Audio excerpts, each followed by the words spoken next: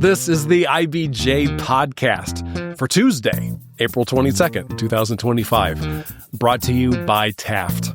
I'm your host, Mason King. Welcome back to the podcast, everybody. This is what you might call a bonus episode of the IBJ podcast, arriving outside the usual weekly releases on Mondays. Timeliness is an issue here.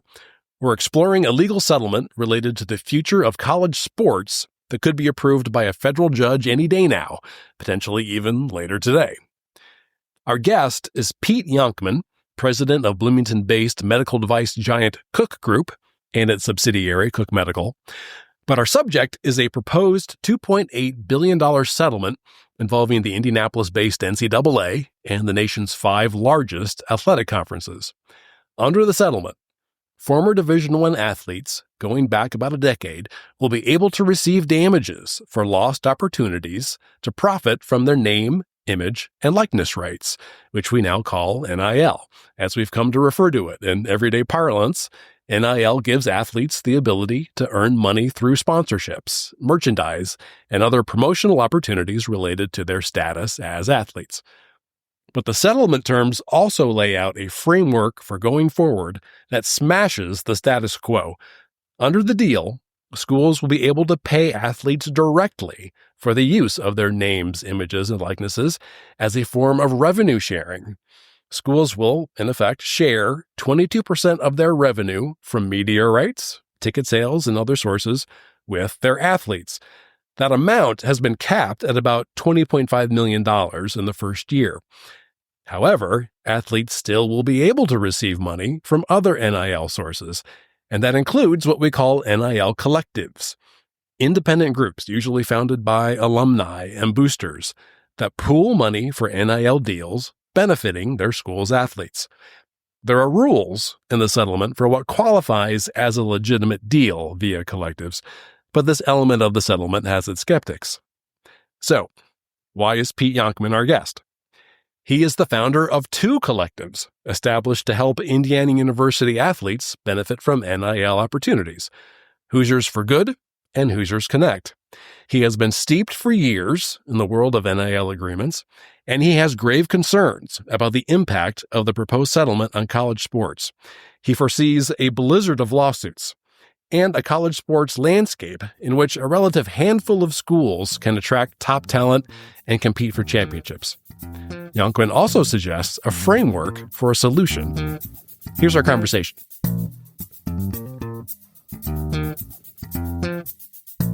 It's my pleasure to welcome back to the podcast Pete Yonkman, president of Bloomington-based Cook Group and its subsidiary Cook Medical. Thanks for making the drive up to Indianapolis, Pete. Of course, I did in record time now. The traffic's great. Only 55 minutes to get here. I'm gonna have to try that. It's awesome. Yeah. In a happy coincidence, this is the 350th episode of the IBJ podcast, and this is your 4th appearance on the IBJ podcast. For anybody who pays attention to this kind of stuff, you have the record now for somebody who isn't an IBJ columnist or reporter. Wow, that's impressive. I appreciate the opportunities. Yeah. What is really interesting to me is that we don't always talk specifically about Cook Group. In fact, we rarely talk specifically about Cook Group, which is no small concern. It's one of the biggest companies in Indiana. It's my day job, yes. Yeah. That's just your day job. We've talked about your support for filmmaking in Indiana. Several years ago, at the dawn of the name, image, and likeness era of college athletics, we talked about your role in, I believe, founding Hoosiers for Good, which helps Indiana University athletes support nonprofit groups in exchange for compensation. Today, we're going to kind of continue on that theme. We're going to dive into the latest development, potentially the biggest and most disruptive change yet in allowing college athletes to receive compensation. Yeah. So the first thing we need to do is establish how you have come to be an authority on this topic. You're now a board member of Hoosiers for Good. You want to add anything to my I'll walk you through it. So I sort of, when NIL was becoming a thing, it was about 4 years ago. People were starting to talk about, okay, athletes are going to be paid and how are they going to do it and how the rules are going to work. I called Scott Dolson at the time and said, hey, I'd like to help. I'd like to volunteer if I could, because I think this is really important. I think it's going to change how sports are doing. I'd like Indiana to be proactive on this. And so I called him and he said, great, because we need the help. And I maybe if in hindsight, I might have changed my mind on that if I knew how crazy it was going to be and how much work it was going to be over the last few years. But it's been a wild ride. And I appreciate the opportunity to come talk about this because I think we're at sort of this tipping point where what we all love about college sports, I think, is in real jeopardy. And I think, and I don't see anyone leading on this issue, and it terrifies me because this is too important and too big to the fabric of our communities for this to fall apart and to become something that is not what we recognize as college sports. So I really appreciate this conversation. I think it's a very timely discussion. So real quick, explain what Hoosiers for Good does. So we have two collectives, right? So the first one was Hoosiers for Good, and it was actually the first 501c3, the first charitable organization in the country for collectives around college athletics. It was really tied to all the charity work that we had done and seeing the lack of recognition that these charities get, but then also having the power of these athletes who get so much attention and trying to combine those two things. And then for me, what was really important was I see these student athletes, they're sheltered some ways. They live in these gyms, they live in the fields, they practice, I wanted them to have real community experience and leadership opportunities that I've been fortunate to have. And I want to create those opportunities. So that was the original idea for Hoosiers for Good. Mm-hmm. We now have Hoosiers Connect, which is not a not-for-profit. And it really is a way to connect student athletes with NIL opportunities throughout the state. And we raise money and we fund the student athletes through their NIL. We purchase their NIL and then we connect them with appearances and businesses around the state. So it's been very successful. I have to give tremendous credit to the administration at IU. They've been very supportive. I think we've built one of the best collectives in the country, and you see that throughout the rankings and all the press that we get. But what I want to talk about today is this is not this is not the opinion of IU. This is not the opinion of the collective. This is the opinion of somebody who's been working in this for the last 4 years and seen the twists and turns and the craziness that's happening and the real danger that we're facing. Okay. So we'll get to what we call the House settlement. And just, I made some notes for myself just so I can make sure it's hard to follow what I'm talking about. Here's how I explained it to myself. And then we'll get into really maybe a narrative that you have for how this all works. So we call it the House settlement. We're not talking about the U.S. House of Representatives. The House settlement is named after Arizona State swimmer Grant House. The settlement bundles together 3 different antitrust lawsuits, is that correct, pertaining to compensating athletes, college athletes. Yeah. The proposed settlement has 2 main functions. First, the former athletes dating back to 2016 are eligible to receive part of about a $2.8 billion pool of damages. Correct. With situations where they were perhaps wrongly just weren't compensated. Yeah, just weren't compensated when perhaps they should have been. Second, it lays out the framework for paying players directly going forward.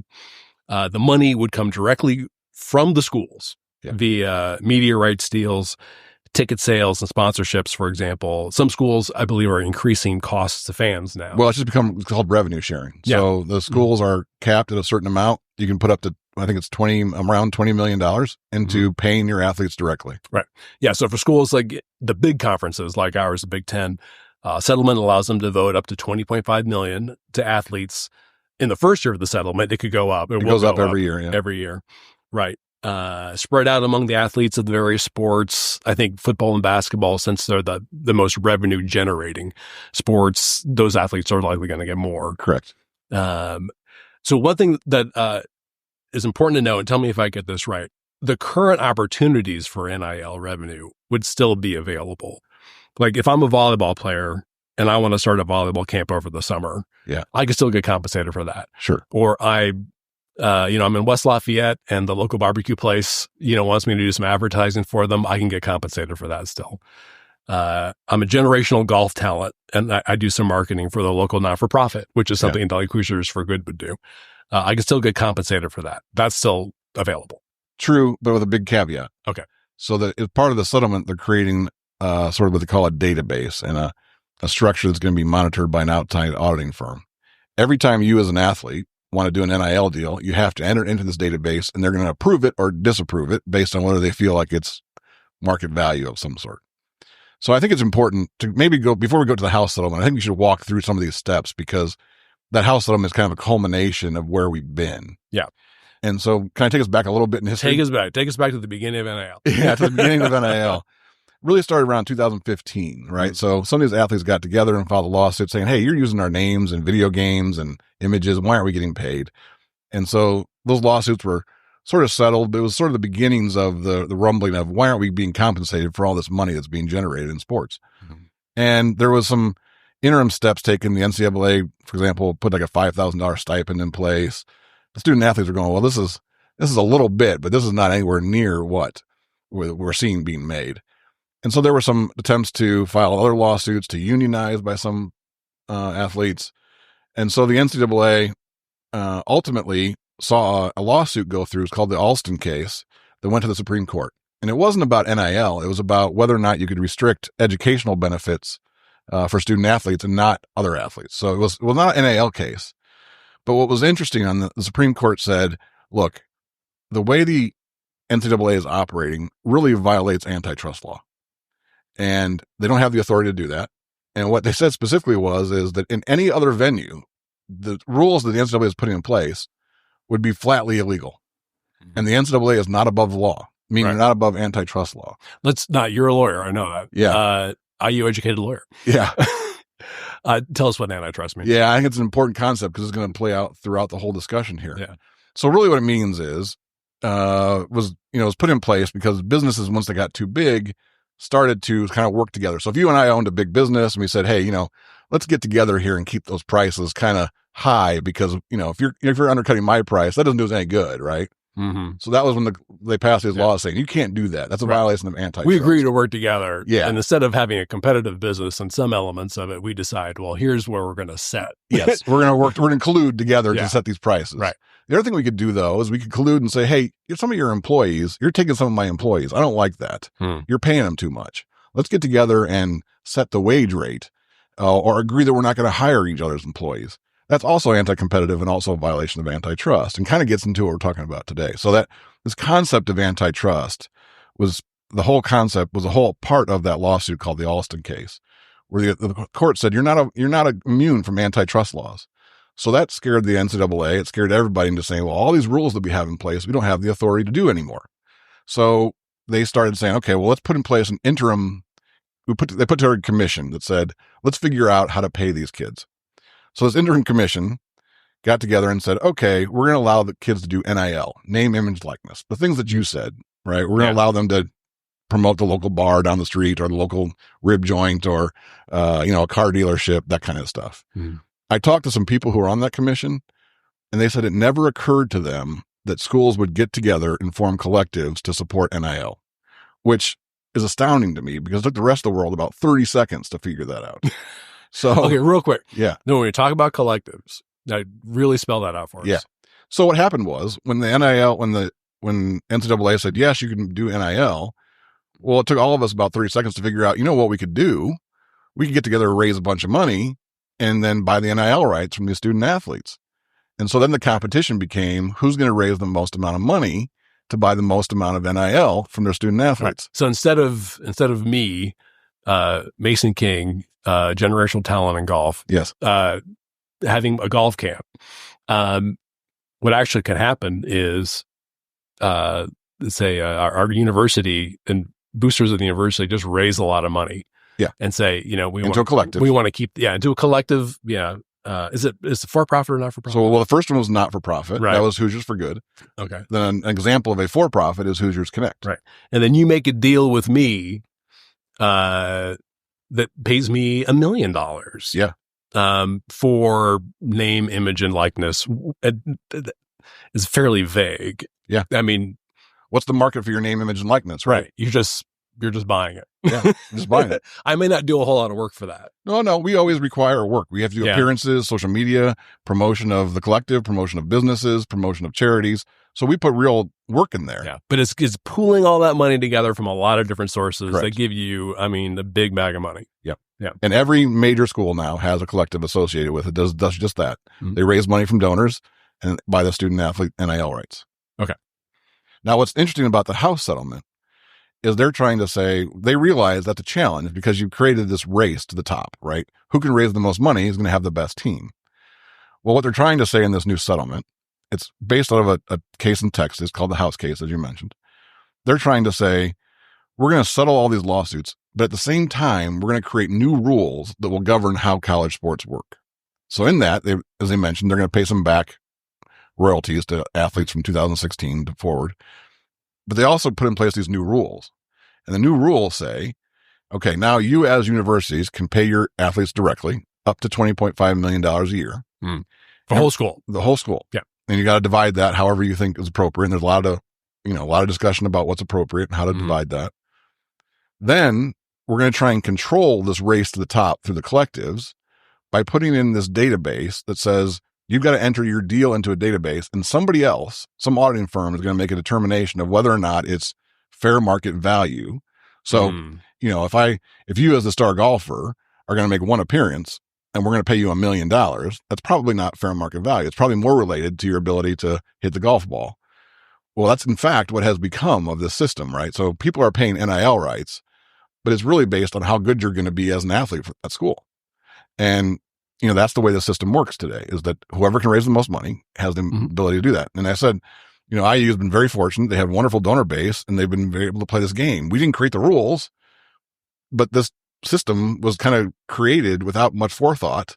And so now we get what we get. And so now everybody's looking at this House case as a solution. Okay. So this House case, the judge is going to probably affirm the ruling in the next day or two. So either today or tomorrow. Oh, it's that soon? That soon. So any day now. It goes into effect in July. Well, it actually goes into effect once she signs that document. Oh, that's new rules go into effect. Okay.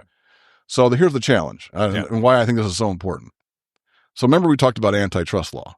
Okay. So the new rules say we're all going to agree as these businesses, as these universities, and as these athletic departments that we're going to cap the amount that athletes can make through revenue share. And by the way, we're going to cap how much they can make in NIL deals. Now, remember, if we just talked about if you and I as businesses did this, we would probably go to jail. If we got together and set prices, we'd go to jail. Somehow, everybody believes that this deal, this lawsuit, somehow is going to bless them and make them outside the rules of antitrust law. It's just not going to work. So there are already people lining up to file lawsuits against this settlement saying, well, wait a minute. The players aren't at the table here. Nobody's representing them. Nobody has their best interests at heart. There's Title IX, which is a whole different discussion about, the rights of women in sports and how we have to make sure we're being fair in terms of our allocations. Mm-hmm. There are players lining up saying, well, who are you to tell me how much money I can make in NIL? Why do you guys get to set those rules? Who can tell me, what my value is? Yeah. Why do you get to set the rules? You don't have that authority. So that's a big concept. And I think it's a big reason why this settlement, everybody's sort of hinging on this is going to be the savior of college sports. I just don't think it is. There are ways to solve that. I mean, you might ask, why does pro sports, why can they have salary caps? Why can they create contracts? Why can they put rules on how much people can make? Well, there's two reasons for that. One is Major League Baseball has a specific exemption from antitrust law from the Congress. Congress said, we want to support baseball. We want to allow you to break all those rules we just talked about. So we're going to exempt you from them. The other way to do it, and that's the only antitrust exemption is for Major League Baseball. But NBA, hockey, soccer, all these other sports can also be exempt. They can also break the rules because they have collective bargaining, which means the athletes have negotiated a contract with the league to say, here's the rules. Mm-hmm. That's not happening in college sports. There is no collective bargaining. There is no negotiation that's happening here. The NCAA or the groups that are involved in the settlement are trying to say, just because this court says it's okay, we now can just do these rules that we want to. And I think everybody looks at it and goes, this doesn't make any sense. Why are we relying on this? So that's why I say, I think I hope that people understand now that when you talk about the settlement, it's not as clear cut as what people think it is. Yeah. I just vaguely remember a story that I was looking at to prepare for the interview where the people who were at the table basically said, this is better than what we had before. Yeah. That seemed to be the rationale that I saw. Yeah. But it sounds like you're saying that the potential damaging effects of this could be widespread. Well, because here's what's going to happen. Mm-hmm. So those new rules are going to go into place, and you're going to see lawsuits all over the country. Mm-hmm. There are already states that have passed laws that say, the NCAA and the conferences can't monitor my NIL activity. So now you're going to have different states, and they're the big states that you would imagine, the big SEC schools. Oregon's talking about it because they don't want to be part of this capping system of outside NIL.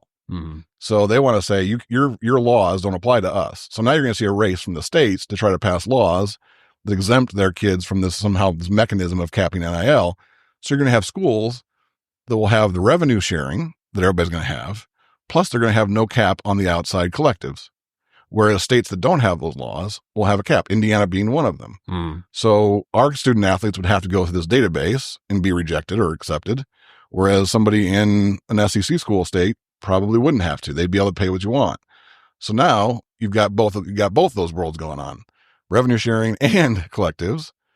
And the reason that I say that I think this college sports is in jeopardy is because of it has the potential to become F1 racing, which I love F1. Yeah. But there are only 3 or 4 teams that have the money that can actually be competitive. The rest of it's just for show.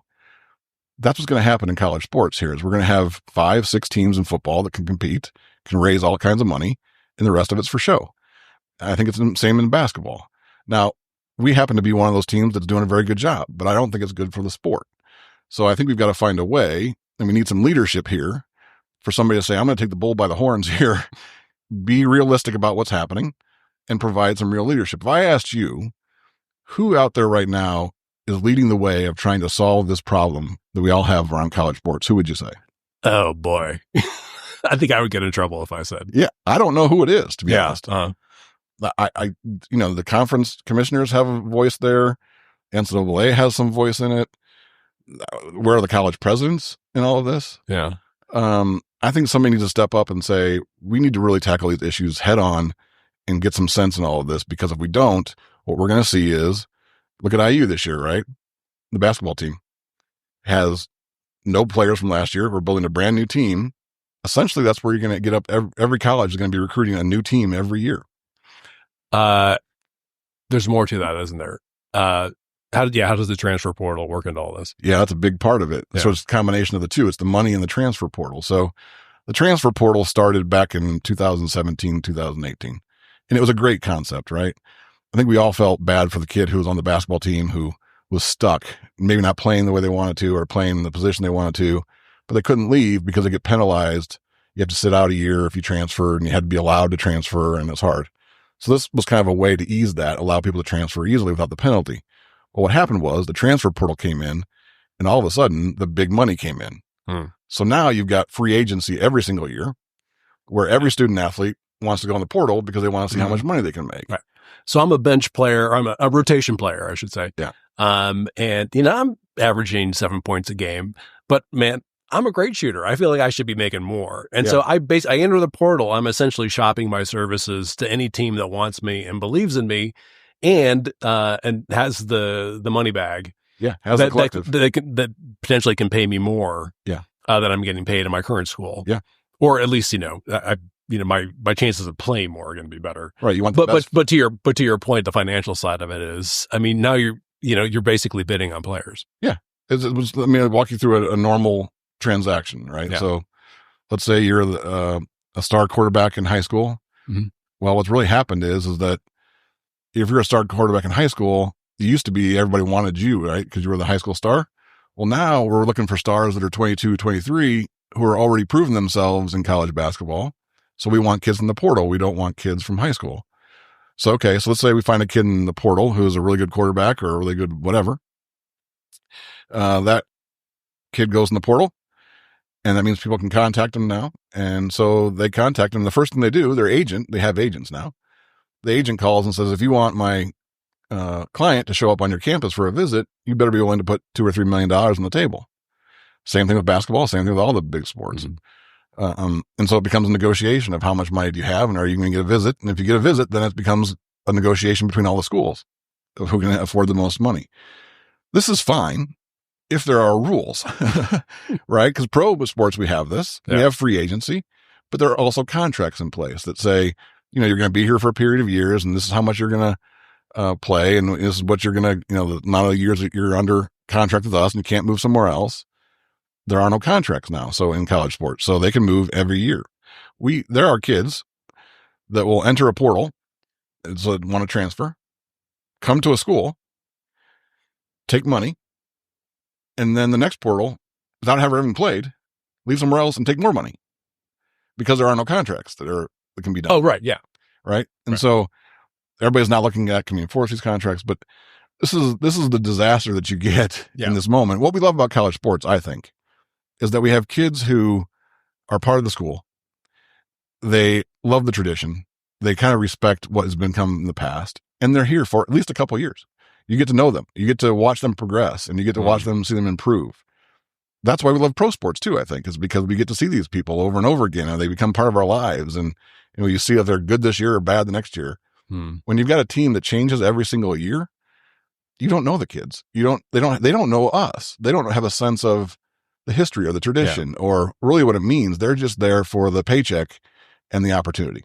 Yeah, and that's happened already. I mean, that's already in sports. Yeah, cow's way out of the barn on that one. And college athletics. I mean, if you watch, March Madness, I mean, it was not unusual at all to hear about the 3 other schools that, some kid was with, right? Before he was in the Final Four. Yeah. So that's happening. But it sounds like we're still trending, especially with the settlement, toward a situation where they're going to be the big money schools, and then maybe some just big money schools, and then everybody else. Yeah. So I think what's the problem is if the settlement goes through, and if it was able to pass antitrust law, which I don't think it does, it would be good. It would put a cap on how much each school could spend, and theoretically, it would get rid of the collectives and all. I'm okay. Put us out of business. I'm all for that. I mean, raising money is not an easy thing to do every year, and you get donor fatigue and all that. But what's going to happen is, because these rules are not sanctioned either by an exemption from Congress or a collective bargaining, then everybody's going to be filing lawsuits, and states are going to be creating these laws that benefit their own schools, whereas other states won't have those. And so you're creating haves and have-nots in a totally unthoughtful, unregulated sort of just, it's happening to us. So this could be finalized. This could be adopted today, whatever the correct rule is, today or tomorrow. Okay, so why are you here? Because the lawsuits are going to happen as soon as that lawsuit gets finalized. Yeah, everybody's going to be suing. I mean, the settlement gets finalized. Everybody's going to be suing, saying these laws don't work. And then we're back into a situation where, okay, do I still raise money? Am I still playing this game? Or is it actually going to work? Nobody's going to know until it works its way through the courts, which is a couple of years. And my guess is that it's not going to work because they don't have these exemptions. So this will not work. Yeah. In your opinion, and we're still going to need a good solution. Yeah. And there is a solution. It's just for some reason, people are afraid to talk about it. They're afraid to engage with it. I give you a simple layout of how I think this could work. What is your solution? So the first thing I think you got to do is you got to appoint a commissioner of basketball, football, and then the other sports. We need one person. We need one group that is thinking about the value and the health of the sport in total. Right now, what you have is a lot of people who have self-interests. They're either the conferences, individual schools. Everybody's trying to negotiate for what's in their best interest, but it doesn't match up what's in the best interest of the sport in total. We need a commissioner of each 3 of those areas that then says, okay, we're going to start putting in alignment and schedules and teams that want to be a part of this bigger enterprise of college sports, of college basketball, football, or the other sports. Let's just take football as an example. Take a commissioner who says, if you want to be a school that wants to commit $20 million in revenue sharing every year, you're going to be part of the Division I, the Power League. We're then going to say the athletes are employees of the schools, which the universities have been reluctant to do. And we're going to have collective bargaining with the student athletes. So that solves our antitrust problem. It allows us to have contracts with student athletes to keep some continuity and some certainty of who you're going to have. It also then allows the student athletes to negotiate on their behalf and through their own collective bargaining what's good for them. And it puts everybody on the same playing field. We have a limited amount of money. We all know what that is. And we're all going to divide it fairly. That makes sense to me. It also allows that for an advocacy for the student athletes. It allows for advocacy for the sport, and it takes it out of the hands of people who have self-interest, whether it's the big football schools, the big basketball schools. So that's where I would start. Appoint a commissioner, have collective bargaining, and make the athletes employees of the university. Okay. Why don't the universities want to make students employees? I don't know. I hear a lot of reasons for it. So they'll say, well, it's a lot of work to maintain that number of employees. I'm like, the university systems employ hundreds of thousands of people. It can't be that. They worry about the health insurance costs. Well, you're already paying the health insurance costs anyways. They worry about, the collective bargaining, frankly, the money. I think there's a money issue here too. So, there's self-interest in terms of the conferences. That's why I say if you have a commissioner who's thinking about the whole part of it, then they're thinking about the health of the sport, of the league, of the student athletes. That's what happens in pro sports. They think about are we growing the league? Are we growing attendance? Are we being good to the athletes? And the athletes are very aggressive about collective bargaining, and they make sure they get their fair share. I just think that because of this fear of the issue of employment of student athletes and of collective bargaining, everybody's trying to dance around the issue and put in these rules they really don't have the authority to put in. Let's take a quick break so we can hear from our sponsor. This is the IBJ Podcast. Taft, today's modern law firm. With more than 800 attorneys in 8 primary Midwest markets and the District of Columbia, we provide solutions to the business issues facing middle market and emerging companies alike. We do this through a highly collaborative and inclusive team approach. Taft, the modern law firm. To learn more, visit taftlaw.com.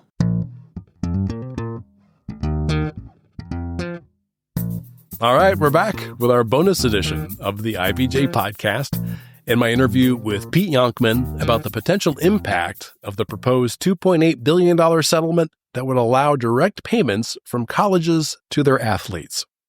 So I believe the U.S. District Judge is believed to be in favor of this as it stands for the most part. This will be granted. This will be as a settlement, as a settlement, right? And that these rules will go into effect in this next academic year and next day or two. Right. Yeah. Well, yeah. I mean, we'll see the fruits of this play out over the course of the summer and then the next academic year. And then what? And then what is a big question. Yeah. Because I guarantee you there will be lawsuits filed by the players, by other schools, by other conferences, by just about anybody you can imagine is going to sue. And so we're going to have uncertainty.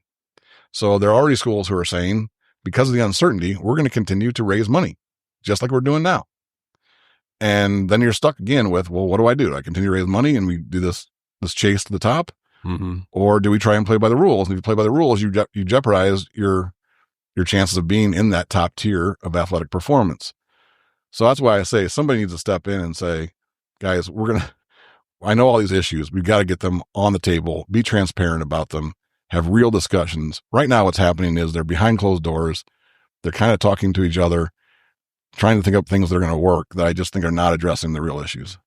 Parenthetically, I view college sports through basketball. That's my only lens. Well, you're from Indiana. So right. So do you believe that there's a connection to what folks were saying about the tournament this year, and that absolutely you had number 1 seeds advancing all the way to the Final Four? It's going to be that way for going forward if we don't change this. Yeah, because if you look at it, you have the transfer portal, which allows kids to move every single year without penalty, along with massive amounts of money. You know where the talent's going to flow. It's all going to flow to where the money is. And so that's where you get to F1, right? All the talent goes there and all the mechanics and the engineering all goes there. And so 3 or 4 teams can do that. If you play this forward, that's what we're going to have. We're going to have probably 10 teams in basketball that can compete and probably another 10 or 12 in football that'll compete. And so if that's fine, if that's what we all want, is to see the same teams there all the time. But I don't think that's what people love about college sports. They love the fact that there is a broad array of competitiveness, and especially in the basketball tournament, everybody loves to see the Cinderella story.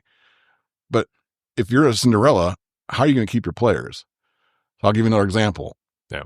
Talking to a mid-major Division I basketball coach, and he sort of half jokingly said, "Hey, would you come run my collective for me? Because we have no money, right? Because they have no donors, they have no money." And so what he said was, as soon as I get a player who performs at any level, they're gone immediately. They go on to the bigger schools. So as a mid-major, how do I survive? I can't raise any money. I can't keep my kids. So what do? Do I try to compete, or do I try to just fall down a level and be, fun basketball, but not really competitive. Got it. So what are you going to be doing over the next 365 days? I don't know. Watch it very carefully. I mean, what I've said was I volunteer my time to do this because I want, in my case, I want IU to be successful and I want them to be in the top tier of sports. But it's mind numbing and it's unclear and it's, the idea of donor fatigue is real, right? Every year you go back to them and say, we need to raise tens of millions of dollars to support student athletes. And, how often do you want to, if it's not like it's a one-time donation, it's an every year. And so that's where I just feel like, if you play it forward, if you're a school that has a billionaire donor who can afford to fund 20, 30, 40 million dollars every year, then, you're okay. But if you're not one of those schools. And in a state where they're not required to pass the transaction by some sort of database. Yeah, database. Yeah. So if you're a major football program, let's say this year, your payroll or your NIL payroll is probably close to $30 million. If the new rules go into effect, here's the other challenge from the player perspective. So if the new rule go into effect, that school will only be allowed to revenue share about $15 million probably. So you're going to say to your players, what you made last year is being cut in half. How long do you think the players are going to stand for that? They're going to go, wait a minute, my market value was something that was twice of what you're paying me now. If you're a player, would you stand for that? I might explore my options. You might explore your options. And one of those might be filing a lawsuit saying these rules are a violation of antitrust law. There's one other element of this, and I know it was something that I think that the judge was looking at just last week, having to do with roster size and scholarship. So it might be more pertinent to, athletes maybe in the smaller sports. Yeah. Where, and I'm out of my depth here, but again, I'll explain it via basketball. Yeah. So the school would have X number of scholarships available to its basketball team. Coach could go out and get another 20 guys if he wanted to. You could have... you could stack your team. Ideally, you could stack your team with practice players, basically, or people you just want to get your fingers around because they could be somebody you just don't know it yet. Yeah. And that my understanding is that the settlement that will actually cap how many players could be on the official roster, but almost all of those players can be a scholarship if not all, player. Could be a scholarship player. Yeah, football is probably a better example because there's so many football players. Like the typical football team will have 85 scholarship players, but 120 with walk-ons and things. Yeah. So now you're able to divide that and figure out as a school how many total scholarships you want to have and where. But you also have to balance that with Title IX because Title IX requires you to have an even distribution of scholarships between men and women. So that's the other challenge that comes near Title IX. I've heard a Title IX lawyer coming in and saying, well, wait a minute, why are men's sports, men's basketball and men's football going to be getting the vast majority of revenue share? Doesn't Title IX require that to be split evenly between men and women's sports? Well, now you can imagine a scenario where if that's true, that the money that comes from the football revenue, essentially, that's the secret of college sports is that football funds everything. So that money, half of that money would now go to women's sports, which in some ways is a great thing. But the next logical step there is, if I'm the football program, I'm going to go, I can't be a part of this. I can't afford to lose that much money. I need to separate from these schools and become my own league. There are already big money organizations out there trying to separate football from college athletics and saying, don't be a part of this anymore. Just come be affiliated with a school. We'll pay you big money. We'll create a Saturday NFL. Well, I think that's a mistake too. I think you lose control, you lose ownership, you lose the tradition and the connection with the universities. But that's what would happen if they lose their money. They'll go, well, we can't afford to do this. We've got to go outside the system. So in terms of Hoosiers Connect, for a collective like Hoosiers Connect, what happens over this next school year? Wait and see. So we're still raising money. Still raising money today. Keep doing what you're doing. Keep doing what we're doing. Okay. And then if the new rules come in, we'll see if the challenges work, and we'll see if somebody else maybe steps up and starts to provide some leadership here, and we go a different direction. But until then, we just keep doing what we're doing, and it's still the race to see who can make the most money and raise the most money and have the best team, which I think is antithetical to what we want. Is there anything that we should look for here in the next half year or so? Yeah, I think watch the settlement as it plays out. Watch the lawsuits that are filed. Watch the states to see what laws they pass to try to get outside of the system. And then I think you're going to have to watch for the athletes themselves. Somebody's going to have to represent them. Nobody in these discussions is representing the student athletes right now. They're going to get some money. The students from 2016 to 2024 will get some checks. But going forward, they're going to have a say in what is that revenue share? How much am I going to get part of that revenue share? There's no rules. So that's just, to me, when you don't have rules, you don't have transparency, you don't have clear guidance, it's just a recipe for disaster. Got it. All right. I foresee you being invited back for a fifth episode. It is. I find it disturbing because every time I talk to people about it, they know what the problems are, but nobody can get out of their own issues, their own agendas to say what's good for the sport, what's going to make the best situation for the athletes, for the schools, for the fans. It's really about, how am I going to protect my conference? How am I going to protect my school in this? How am I going to maneuver myself so that I have the best chance of winning? That's not healthy. That's not what we want from the sport. We need somebody who's going to step up and say, we're going to get all together in a room and we're going to decide this, but it's going to include the athletes. It's going to include the university presidents. Everybody's going to have a say in this, but we're going to do it for the good of the sport. Got it. All right. Well, to be continued. I hope so. Thanks for coming, Deb. I really appreciate it. For sure. My thanks again to Pete Yonkman. I would be remiss if I didn't mention that he was a guest on the most recent edition of IBJ's Indiana 250 podcast, discussing many of his other interests. You can go to ibj.com/podcasts to find that one. And don't forget yesterday's IBJ podcast, featuring Kelly Gay, Senior Vice President and Chief Marketing Officer for One America Financial, a member of the first national championship team for the University of Connecticut's women's basketball program. Kelly explains the lessons learned on the court that can be applied to the corporate C-suite. Thanks again for making time this week for the IBJ podcast, both Monday and Tuesdays. I'll be back again next week at the usual time. Take care.